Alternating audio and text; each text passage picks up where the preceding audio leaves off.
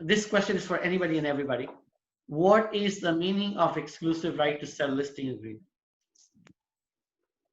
The meaning to exclusive. That they only, that somebody agrees to, regardless of whether or not they sell it or somebody else sells it, you are still their exclusive listing agent, so you are guaranteed to get the commission, the 3% commission?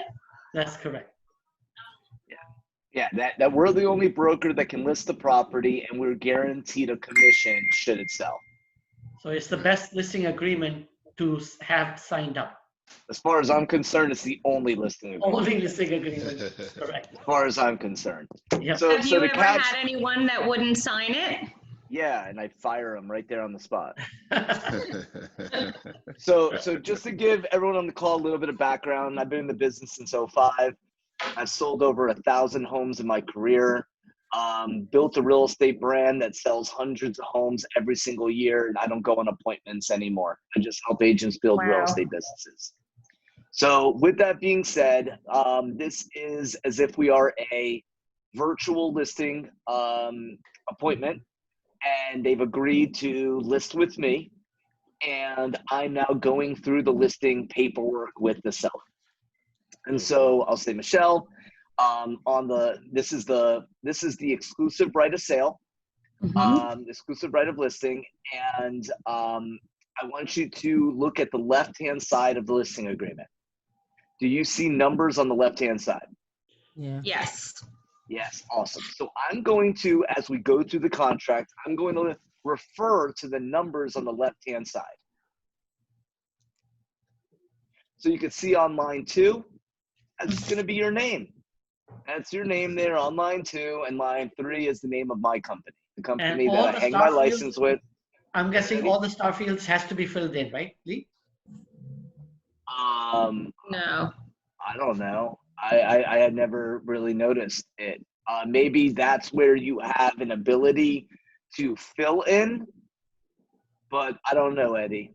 Again, I'm not a broker, so I just understand how to fill this out as a real estate Our agent. MLS indicated like the star fields. If you don't fill it, you cannot enter it in the computer. Then that's probably it. Yeah. So line 2 is your name, line 3 is our company name, and line 6 is the time period that we will have to sell your home. Standard is 6 months, so what you see here is 6 months. 6 And months. again, you guys don't see it. I'm explaining how I would say it. Mm-hmm. Yeah. If it's land, it's usually 12 months. And if they aren't willing to price it appropriately, list it for as long as humanly possible. Okay. But traditionally, a listing agreement is 6 months. 6 months. Okay. So line 13 is your address. Line 15 is the legal description. Now, breaking script, legal description is found on IMAP or on the tax roll. Okay. So before you fill out the listing agreement, you always want to pull up IMAP. IMAP or Broward County Appraisal, right? No. Don't IMAP. use that? Oh, IMAP. I'm at. I've never used IMAP. IMAP. Do we have to sign up for IMAP? It should IMAP. be available. IMAP is with part of their the board of association. realtors. Okay. Exactly. You pay for it, use It's it. paid for. Use it. You pay for it, use it. Okay, IMAP is a realtor's tool. The Yes. public does not have access to IMAP. Yes. Use IMAP. I'm at. IMAP. Can we go to IMAP and see what it looks like? Or Yeah, we will when we do the CMA. awesome. That's We like will my when we second do the favorite CMA. tool versus Yeah, the yeah. MLS. It's you pay for it, so use it. Use it. Okay. Marion, you're starting to get a little bit of my personality, huh? All right. So line 15 and 16 is the legal description. You check the attachment if the legal description is longer than what it'll fill in here. Personal Okay. property. In your in your Longer. presentation, in the conversation with the seller, they're going to say, we're including this, this, this, and this. You will include the personal property here, which you then will disclose as part of the sale. Is the property occupied by a tenant? If the answer is yes, then you put the lease terms here. Mhm. The price that the seller agrees is line 22. This is the price that we're going to list the home for, and the financing terms the seller is willing to agree to. The heck? Cash, conventional, VA, FHA, or other. Other would be assumption or owner financing. Okay. The seller is holding a note. We are going to fill in line 24 through 36. Okay. If it's free Line and clear. 37. Go ahead. I'm sorry. So my scenario, yes, I have it's a condo association, HOA. Should I go ahead and get the information from them to see what exactly they're allowing my buyer to represent as far as making the sale go through, or 'cause I'm in a condo. Yes. So pausing our review of the contract. Part of the paperwork for your listing agreement is going to be permission for you to contact the association on behalf of the seller. It's called a notice to association addendum. Okay, sounds great. Notice. Okay. Thank To you. association addendum. And where do we find that? Everything should be in .loop and or DocuSign. Okay, dot loop Everything should be there. or DocuSign. Okay. Great. I So, didn't know yep. And what that does is it gives you authorization to communicate with the association on behalf of the seller that. Right. Exactly. to collect docs, which is what you just asked. Gotcha. Condo docs, bylaws, and budget. Exactly. Okay, so now scooting through, line 39 and 40 says what my obligations are. Line 41 through 46 says you're going to let me put in the MLS. And 47 through 55 is allowing me to market the property or not allowing me to market the property. I recommend you allow me to expose the property to the most eyeballs possible. Would you agree? Of course. And that's it. That's it. That's how you push through.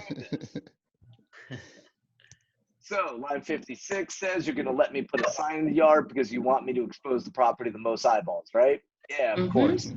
Line 60, you're authorizing me to put a lockbox on the property, which will allow the most showings possible. Don't worry, we're going to put one of those fancy blue lockboxes, which allows us to more or less fingerprint whoever comes in and out of the property. I'm going to pause for a second. Does anyone have any questions on what I just said? Nope. Okay, the blue lockbox costs about 100 and change from the association, and the agent has to have an E-key. As long as the agent has an E-key, the moment they open that lockbox, you're notified the second they open the box. Right. Should something happen, you know who's been in the property. Right. On a Supra. Exactly correct. We're talking about a Supra. This is the Supra. Okay. All right. So, Mr. or Mrs. Seller, line 64 is giving me authorization to not annoy you once we're under contract with offers. If you would like for me to withhold verbal offers or force everyone to put an offer in writing, check the box. Yeah. If not, I'll report everything that comes to terms. Do you usually check that, or do you recommend checking I don't that? check anything. I just You don't ask check them what anything? they want to do. Do Okay. you want me to withhold all verbal offers, or do you want me, if somebody says I'm going to offer this, or do you want me to tell them to put it in writing? Okay. Okay. So I ask don't them. tell people anything. I ask questions. Selling isn't telling. Selling is asking questions. I like However, that. my grasp and understanding of the contract is my value. Ask. Love that. Okay, and do you want me to withhold all offers once we go under contract? Or do you want me to annoy you if we have offers that come in once we're under contract? That doesn't mean I won't accept them. Do you want me to let you know when I have them? If so, check the box. All right, virtual office websites. Do you want this property exposed onto thousands and thousands and thousands of websites? Oh, Of no, course only you do. joking. Of course you do. So we're going to leave these blank because we're going to put this on as many websites and as much data out there as possible. Okay. Line 76 through 95 are your responsibilities as a seller. You're going to allow me to market the property. You're going to allow showings. You're going to provide as much My response. flexibility as possible. Line 96 starts our compensation. Okay. As you can see here, we are charging 6% and a $495 administrative fee at closing. Don't worry, you don't owe any of this unless the property sells. Again, I've always charged a transaction fee. How The much? reason, $495. $4.95. Okay, I've heard of $3.95. $4.95. You can charge whatever you want. You want to charge $395, charge $395. You want to charge Okay. $495, charge $495. You want to charge $99, charge $99. I've always charged a $495 transaction fee as an agent because I'm worth it. Period. You are. The end. I Now, also know that my team sells 100 homes a year, and that's an extra $50,000 a year. I run a business. I run a profitable business, and I also provide an amazing service to my clients. Mm-hmm. Now, I will never lose a deal over the $495. However, I will make a stand for my worth, and that is 6% plus a $495. Okay. Now, is the broker responsible? Does the broker have that fee displayed on their contract if I'm using my broker's contract? Correct. You're not with KW, so your broker probably charges a transaction fee per transaction, which means it has to be, it has to be disclosed there, Right. and you don't see any of it as an agent. Right. Okay, gotcha.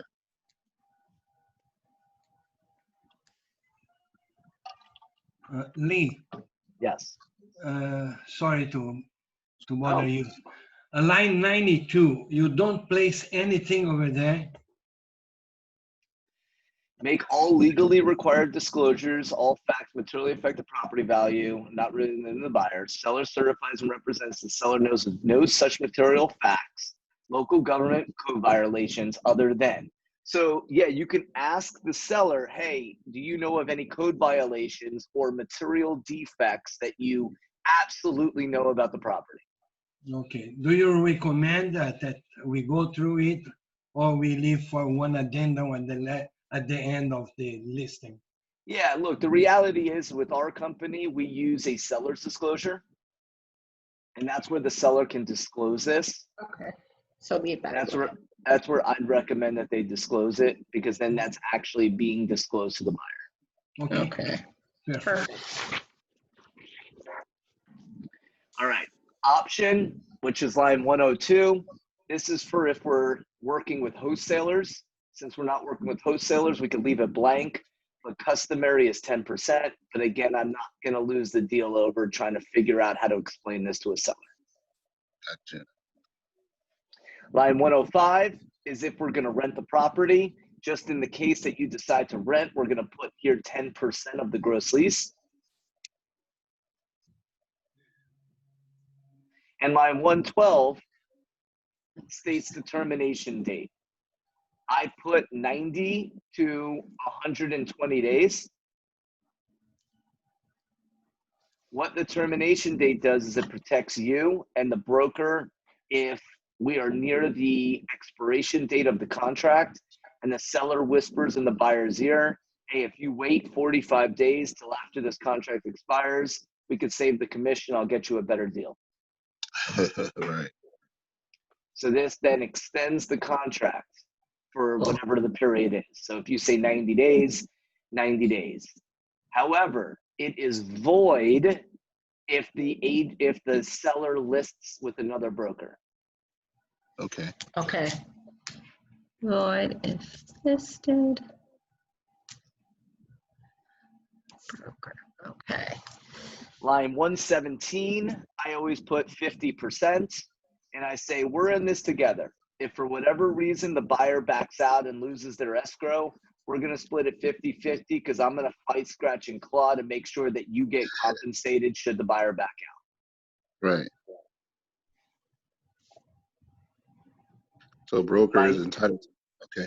I'm following. Yep. Go for it. Yep. So line 120 to 126 states our cooperation with another broker. Mm-hmm. And you could put 3s across the board here when you list at 6%.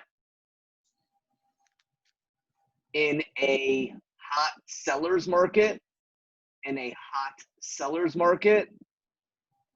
put 2.5 on the street and take 3.5 to you.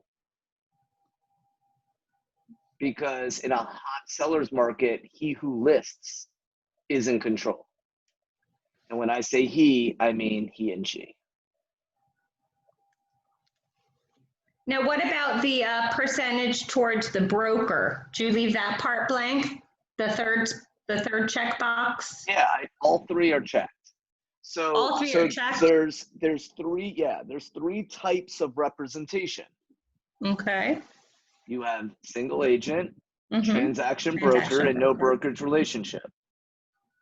We're not going to have any tiff if somebody brings a buyer. I don't give a crap how you represent the buyer. Just bring a buyer and let's negotiate a deal. You bring a buyer, let's get to the closing table. I'm not going to be like, oh, agreed. you're a single agent. I'm not going to compensate you.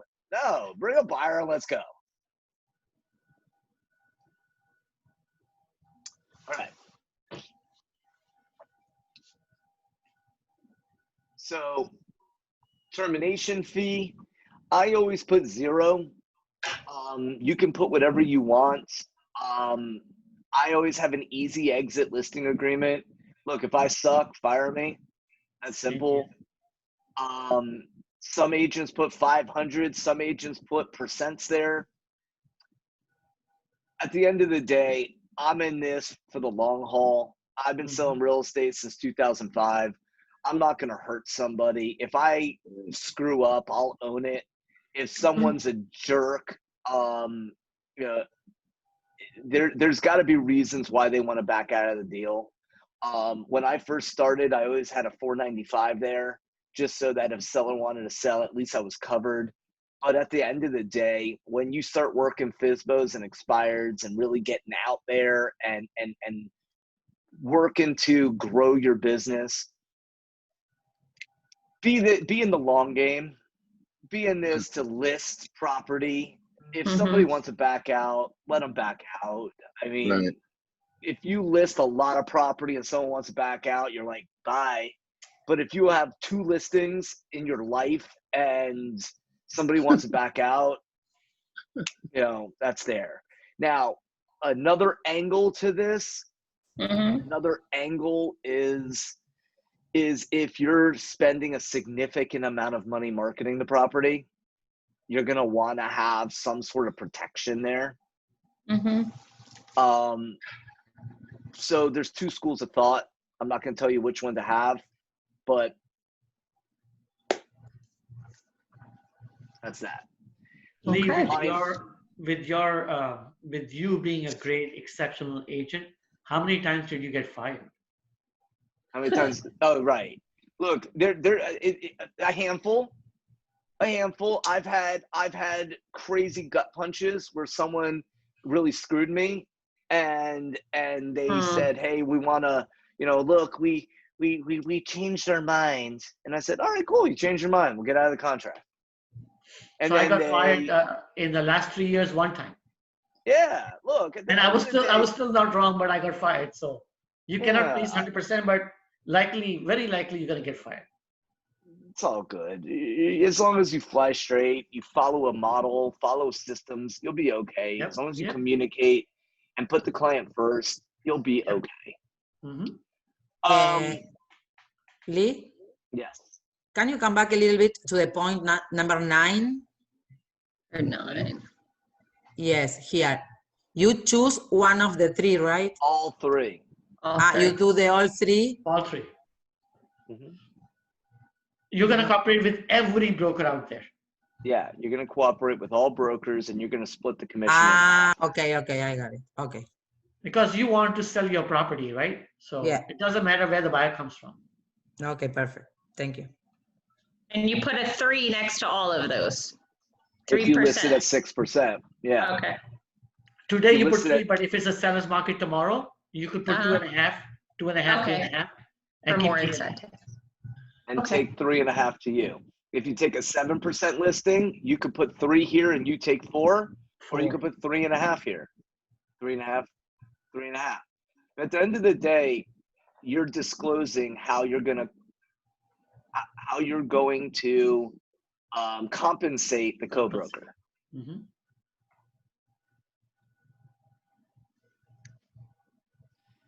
All right, we talked about conditional termination. Now we're in dispute resolution. Line 139 to 149. You always want this initialed. Always Always, initial. always, always, always. Always initial. Seller and agent initials. Yeah. And what dispute resolution means in layman's terms is if we don't get along for whatever reason, broker and seller put on boxing gloves. It says, we're not going to get attorneys. You're not going to get attorneys. And we're going to go to a neutral third party and we're going to hash it out. Hash it out. Saves everyone time and money. And we'll just get down to it and have a neutral third party break it down. So the seller, we're the sales associate, and then who's the broker that signs it? The broker who signs it. Would be the broker of Fort Lauderdale. So Keller, it would be Richard Bass has to sign Correct. it. Sorry, I'm just clarifying. Correct. Okay. Correct. Each And page that's at the all bottom, digitally. excuse me? I'm sorry. And so he would get it. That's through DocuSign and Loop. I'm still learning. That's how he would go in and sign it via that. Okay. Yes. Make sure the seller initials the bottom of each page. Same with you. If you do not initial the bottom of each page, this is not a valid contract. Right. Initial. And that's it. That's the contract. That's it. Very simple. Lee, Not as scary as I thought. Right. No, he explained it very nicely too. Lee, Thank you. I have a question that I already spoke to Ariana a few days ago. And I sent one email to Richard